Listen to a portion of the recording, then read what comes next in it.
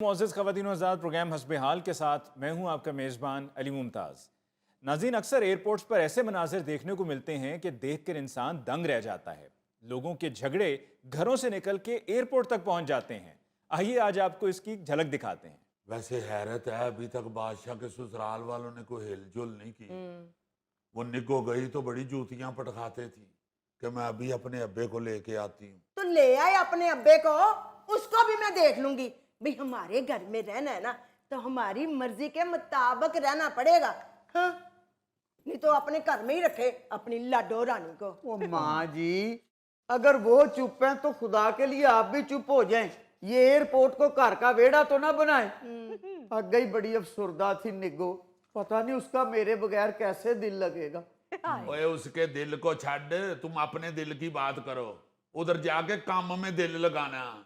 और इस दफा भी अगर तुमने ना काम काज किया, वापस आ गए तो मैं देखना तुम्हारा हशर क्या करता हूँ।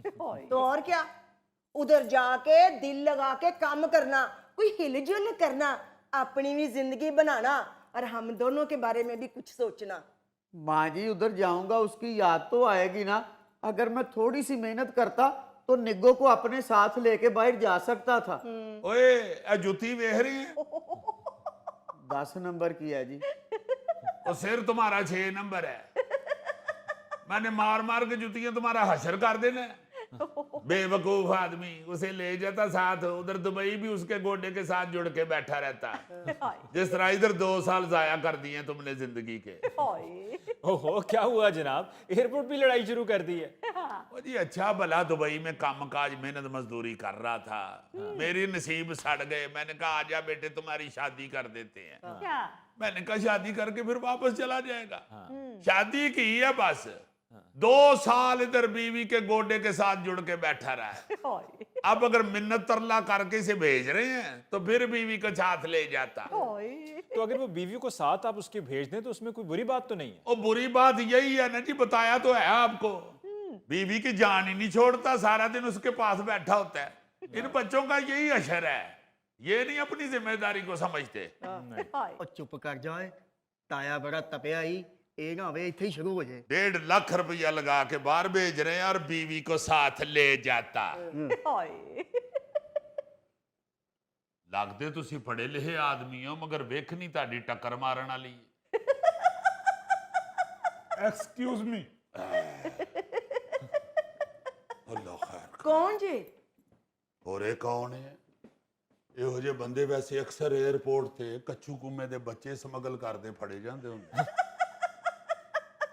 ਮੁਗਲਾਂ ਦੀ ਜੰਗ ਵਿੱਚ ਇਹੋ ਜੀ ਲੱਕੜ ਦੇ ਨਾਲ ਕਿਲੇ ਦਾ ਦਰਵਾਜ਼ਾ ਤੋੜਦੇ ਸਨ। भाई साहब, आप किस मुल्क जा रहे हैं जी? मैं जापान जा रहा हूँ। वाह, नहीं जापान में ही सोमो पहलवान की कुश्तियां होती हैं। आप अकेले जा रहे हैं जी या बीवी को साथ लेके जा रहे हैं? यहाँ मेरे पास कोई बैठी है, मैं अकेला जा रहा हूँ।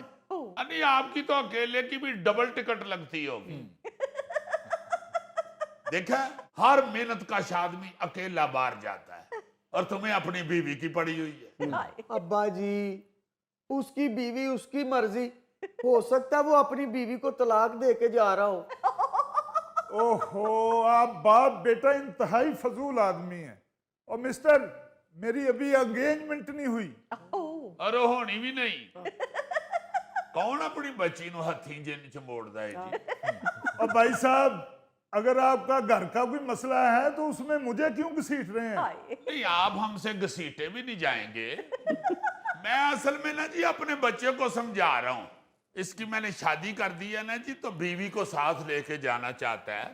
मैं इसे ये कहना चाह रहा हूँ कि आप रख दो, तो केड़ी पढ़नी आती है। मैं इसको ये कह रहा हूँ भाजी कि आप कल्ले जाओ, उधर जाके मेहनत मुहनत करो और इंशाल्लाह पैसे 4 इकट्ठे हो जाएंगे, फिर बीवी को ले जाना। तो घर में समझाना था, ये आपका ड्राइंग रूम नहीं है, एयरपोर्ट है, एयरपोर्ट। तो आप भी इधर किताब पढ़ रहे हैं, ये आपकी लाइब्रेरी नहीं है, एयरपोर्ट है, एयरपोर्ट। तो और क्या? छोड़ो इधर, मुझे तंग मत करो। और नहीं जनाब, मैं आपको तंग नहीं कर रहा, मैं तो अपने बेटे को समझा रहा हूँ। और पाजी, बच्चे ਨੂੰ ਸਮਝਾਉਣ ਦੀ ਬਜਾਏ ਆਪ ਅਕਲ ਕਰੋ। ਐਵੇਂ ਖਾਮ ਖਾ ਤੁਸੀਂ, ਮੈਨੂੰ ਤਾਂ ਲੱਗਦਾ ਤੁਹਾਡੇ ਦਿਮਾਗ ਤੇ ਕੋਈ ਪੱਥਰ ਡਿੱਗ ਪਿਆ।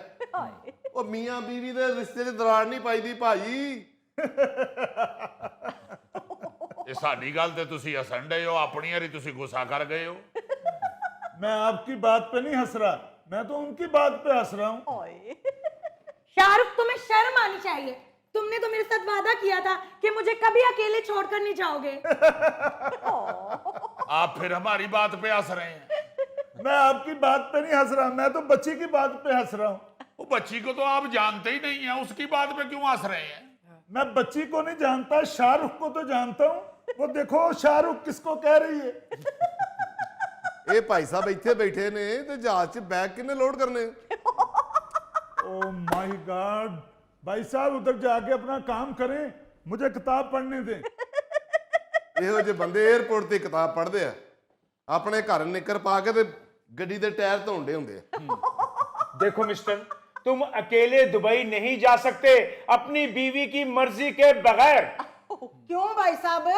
उसने अपने माँ प्यो की मर्जी से जिंदगी गुजारनी है, ना कि अपनी बीवी की मर्जी से। बहन जी, हाँ। बात को बढ़ावा ना दें। अब वो दोनों शादीशुदा है, उसे अपनी बीवी की मर्जी माननी पड़ेगी। अब आप शादीशुदा पे हंसे होंगे। नहीं भाई साहब, किताब में जुमला ऐसा आ गया जिस पे हंसी आ रही है। अच्छा, लतीफियां वाली किताब पढ़ रहे हो, मैं समझे संजीदा किताब है। देखें बहन जी, तसल्ली से मेरी बात सुने। अगर लड़के ने जाना है तो अपनी बीवी को साथ लेकर जाए। ਉਹ ਨਜ਼ੀਰ, ਇਹਨਾਂ ਨੇ ਤੇਰੀ ਗੱਲ ਆਰਾਮ ਨਾਲ ਨਹੀਂ ਸੁਣਨੀ, ਮੈਨੂੰ ਗੱਲ ਕਰਨ ਦੇ। ਉਹ ਗੱਲ ਸੁਣ ਕਾਕਾ जी ਇੱਥੇ 에어ਪੋਰਟ ਤੇ ਮੇਰਾ ਦੂਰ ਦਾ ਰਿਸ਼ਤੇਦਾਰ ਇੱਕ ਲੱਗਾ ਹੈ, ਤੇ ਜੇ ਤੂੰ ਆਪਣੀ ਗੱਲ ਤੋਂ ਬਾਜ਼ ਨਾ ਆਇਆ ਤੇ ਮੈਂ ਤੈਨੂੰ ਇੱਥੇ ਡਿਪੋਰਟ ਕਰਾ ਦੇਣਾ ਈ। ਇਹ ਭਾਈ ਜੀ ਤੁਸੀਂ ਖੁਦ ਦੱਸ ਦਿਓ ਜਾਂ ਪੈਂਚਰ ਹੋ? और भाई साहब, यहाँ से ऑफलोड तो हो सकता, डिपोर्ट नहीं। लो जे ऑफलोड हो गया ਤੇ ਬਾਹਰ ਜਾ ਕੇ ਮੈਨੂੰ ਕਿਵੇਂ ਬੁਲਾਏਗਾ? ਉਹ ਯਾਰ ਦੁਆ ਕਰ ਤੇਰੀ ਭਰਜਾਈ ਮੇਰੇ ਨਾਲ ਜਾਵੇ, ਇਹ ਉੱਥੇ ਜਾ ਕੇ ਦੁਆਵਾਂ ਮੰਗੇਗੀ, ਮੇਰਾ ਕੰਮ ਚੱਲ ਪਏਗਾ, ਫਿਰ ਮੈਂ ਤੈਨੂੰ ਬਾਹਰ ਬੁਲਾ ਲਾਂਗਾ। ना भाई ना, ए मेरे जिंदे जी कदी नहीं हो सकता कि ए तेरे नाल बाहर जावे। ਉਹ ਮਾਂ ਜੀ, ਮੇਰੇ ਕਹਿਣ ਦਾ ਮਤਲਬ ਹੈ ਮੈਂ ਉੱਥੇ ਜਾ ਕੇ ਮਿਹਨਤ ਕਰਾਂਗਾ, ਫਿਰ ਇਹਨੂੰ ਬੁਲਾ ਲਾਂਗਾ ਤੇ ਕੰਮ ਚੱਲ ਪਏਗਾ। बहन जी, आखिर आप मेरी बेटी से किस बात का बदला ले रही हैं? ਇਹਨੇ ਸਾਡੇ ਸ਼ਾਹੀ ਕਿਲੇ ਤੇ ਕਬਜ਼ਾ ਕਰ ਲਿਆ ਹੈ। ਉਹ ਦਫਾ ਹੋਏ, ਮੈਨੂੰ ਤੇ ਇੱਕ ਮੁਗਲਾਂ ਦੇ ਦੌਰ ਦਾ ਮਸਤ ਲੱਗਦਾ ਹੈ। ਉਹ ਯਾਰ, आपको बात क्यों नहीं समझ आ रही? बदला किस बात का लेना है? वो जाके मेहनत मजदूरी करेगा, सेट हो जाएगा तो बुला लेगा उसे। ਉਹ ਜੀਰੇ ਫਿਕਰ ਨਾ ਕਰ ਤੂੰ, ਇਹਨਾਂ ਇੰਜ ਨਹੀਂ ਉਹ ਬਾਤ ਆਣਾ, ਮੈਂ ਵੇਖ ਲਾਂਗਾ ਤੈਨੂੰ, ਵੇਖਣਾ ਮੈਂ ਤੂੰ ਕਿਸ ਤਰ੍ਹਾਂ ਆਪਣੀ ਬੁੱਢੀ ਨੂੰ ਇੱਥੇ ਛੱਡ ਕੇ ਜਾਣਾ ਵਾ। ਉਹ ਭਾਈ ਸਾਹਿਬ, ਤੁਸੀਂ ਮੈਨੂੰ ਵੈਸੇ ਸ਼ਕਲੋਂ ਕੋਈ ਸਮਝਦਾਰ ਲੱਗਦੇ ਹੋ, ਇਸ ਤਰ੍ਹਾਂ ਹੋ ਸਕਦਾ ਆਪਣੀ ਬੁੱਢੀ ਨੂੰ ਛੱਡ ਕੇ ਤੇ ਕੋਈ ਬਾਹਰ ਚਲਾ ਜਾਵੇ? ਹੈ ਲਓ, ਪੁੱਛਣ ਉਹਦੇ ਕੋਲੋਂ ਡੇ ਹੈ ਜਿਹਦਾ ਹਲੇ ਵਿਆਹ ਹੀ ਨਹੀਂ ਹੋਇਆ। ਹੈ ਤੇ ਆ ਸਿਰ ਤੁਹਾਡਾ ਵਿਆਹ ਤੋਂ ਬਗੈਰ ਹੀ ਬਰਬਾਦ ਹੋ ਗਿਆ। Excuse me. ਇਹ ਕੁੜੀ ਵਾਲਿਆਂ ਨੇ ਕਹਿਤਾ ਹੋਣਾ ਨਾ। और मिस्टर, ऐसी भी कोई बात नहीं है, मैंने जापान में शादी की थी, जब मुझे पासपोर्ट मिल गया मैंने उसको छोड़ दिया, अब मैं पाकिस्तान आया था शादी के लिए। देखा देखा, ये करते हैं ये लोग, बाहर भी शादी कर लेते हैं, यहाँ भी शादी कर लेते हैं, यहाँ वाली फिर खज्जल हो रही होती है। अब भाई साहब, मेरा जो बच्चा है ना वो ऐसा नहीं है, उसने एक ही शादी की है, अब वहां जाएगा तो मेहनत तो मजदूरी करेगा तो ही इसको बुलाएगा ना। ये यहाँ से जाएगा तो मुझे साथ लेके जाएगा। मैं भी देखती हूँ ये कैसे अकेला जाता है। और मैं भी देखती हूँ ये कैसे नहीं जाता अकेला। माँ जी ना लड़े इसके साथ, आपको पता है ना इसने पहले भी एक दफा परस से पिस्तौल निकाल लिया था। ਉਧਰ ਪਿਸਤੌਲ ਨਿਕਲਣ ਦੇ ਨੇ, ਤੁਹਾਡੇ ਦੰਦ ਨਿਕਲਣ ਦੇ ਨੇ। यार मुझे समझ नहीं आ रही आप लोगों को क्या एतराज है मेरी हंसी पे। ਇਹ ਉਰਦੂ ਲੱਗਦਾ ਕਿਸੇ ਮਜਬੂਰੀ 'ਚ ਹੀ ਬੋਲਣ ਦੇ ਤੁਸੀਂ। मिस्टर, मैं एयरपोर्ट पे उर्दू ही बोलता हूँ। ਕਿਉਂ ਜੀ, ਟਿਕਟ ਤੇ ਲਿਖਿਆ ਹੁੰਦਾ? कहाँ है तुम्हारी टिकट? पकड़ाओ मुझे। ओहो, एक मिनट, आप लोग क्या एयरपोर्ट पे बैठकर एक दूसरे से झगड़ रहे हैं? आप जिस बंदे की बात को लेकर ये झगड़ा डाला हुआ है वो बंदा गया था जापान, और वहां जाकर शादी करके ही पासपोर्ट मिल सकता है, तो उसने शादी कर ली। अब आपका जो बच्चा है वो जा रहा है दुबई, वहां पर ना शादी हो सकती है और ना ही उसको पासपोर्ट मिलेगा। वहां पर मेहनत मजदूरी करेगा तो अपना भी गुजारा चलाएगा और घर भी 4 पैसे भिजवाएगा। नहीं जी, हम कहना भी यही चाह रहे हैं कि जाने तो दो उसे, उधर बड़ा महंगा है रहना सहना। वो अकेला जाकर उधर कामकाज करेगा, मेहनत करेगा, कुछ 4 पैसे उसके पास आ जाएंगे, हालात उसके ठीक हो जाएंगे, सेट हो जाएगा, तो फिर अपना सेट पूरा कर लेगा, ले जाएगा इसे भी। भाई वो हमारा भी दामाद है, हम भी उसकी बेहतरी सोच रहे हैं। अपनी बेगम को साथ लेके जाएगा तो वहां खाने पीने की तंगी नहीं होगी। अकेले आदमी को तो वाकई बाहर खाने पीने की तंगी होती है। ਉਹ ਤੁਹਾਨੂੰ ਹੁੰਦੀ ਹੋਣੀ ਹੈ ਭਾਈ ਜੀ, ਕਿਉਂਕਿ ਤੁਸੀਂ ਨਾਰਮਲ ਖਾਣਾ ਤੇ ਖਾਂਦੇ ਨਹੀਂ ਹੋਣੇ, ਤੁਸੀਂ ਤੇ ਗੰਨੇ ਚੂਸਦੇ ਹੋ। ਔਰ ਮੇਰਾ ਖਿਆਲ ਹੈ ਜਾਪਾਨ 'ਚ ਦਰਖਤਾਂ ਦੇ ਪੱਤੇ ਵੀ ਨਹੀਂ ਖਾਣ ਦਿੰਦੇ ਹੋਣੇ। बहन जी, हम तो लड़की का ही फायदा सोच रहे हैं और आप खामखा नाराज हो रही हैं। ਉਹ ਭਾਈ ਨਜ਼ੀਰ, ਮੈਂ ਤੇ ਤੇਰੀ ਵਜ੍ਹਾ ਨਾਲ ਚੋਪਾਂ, ਨਹੀਂ ਤੇ ਮੈਂ 10 ਮਿੰਟਾਂ 'ਚ ਪੂਰੇ ਟੱਬਰ ਦੇ ਬਾਜੇ ਵਜਾ ਦਾਂ। ਵਾਹ ਵੀ ਵਾਹ, ਜੇ ਤੁਸੀਂ ਇਹਨਾਂ ਦੇ ਵਾਜੇ ਵਜਾ ਦੋਗੇ ਤੇ ਮੇਰੇ ਵਾਜੇ ਤੇ ਵਿੱਚੇ ਰਹਿ ਗਏ ਨਾ।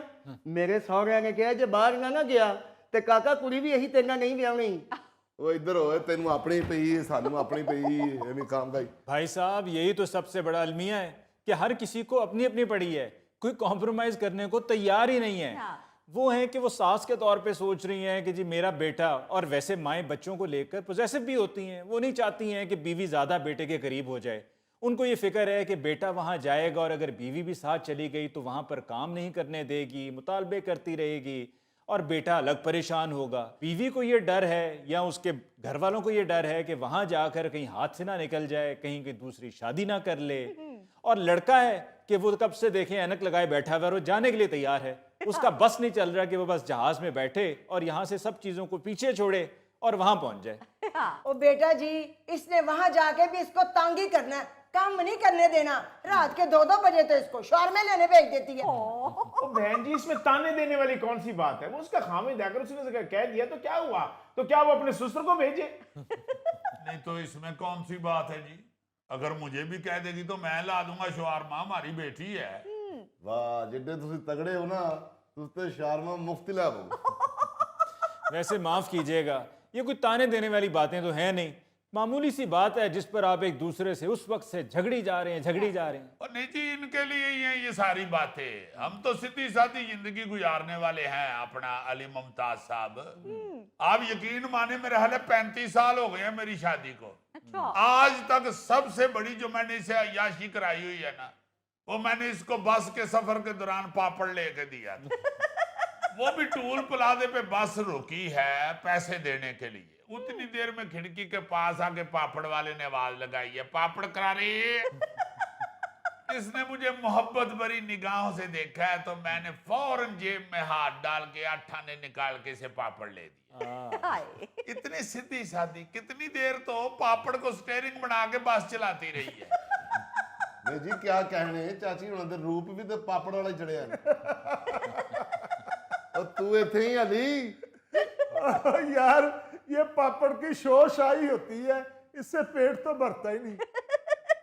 ਸਰ ਤੁਸੀਂ ਪਾਪੜ ਖਾਇਆ ਨਾ ਕਰੋ, 2 ਪਾਪੜ ਕੰਨਾਂ ਨਾਲ ਬੰਨ ਕੇ ਬੱਚਿਆਂ ਨੂੰ ਹਾਥੀ ਬਣ ਕੇ ਵਹਾਇਆ ਕਰੋ। ओ बेटा, तू क्यों पापड़ ओदे कन्ना नाल बल के ते जाया करन दे है?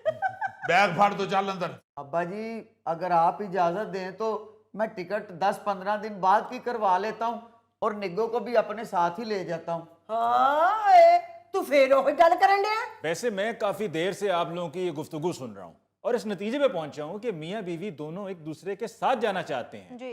लेकिन बुजुर्गों की दकियानूसी सोच की वजह से ऐसा मुमकिन हो नहीं पा रहा है।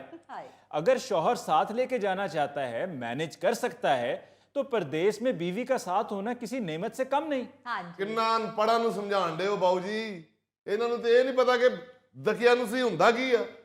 और पता क्यों नहीं, दकियानूसी एयरलाइन की मैंने खुद टिकट लेके दी अपने मुंडे को। और चल पुत्र, बैग फाड़ते जहाज च मार। एक्सक्यूज मी, आप में से कोई दुबई जाने वाला मुसाफिर है? जी ये है। सॉरी जी, स्मोक की वजह से दुबई की फ्लाइट कैंसिल हो गई है। Oh my God! और तुम तो जापान जा रहे थे और समुद्री को गए। मैं वाया दुबई ही जा रहा था।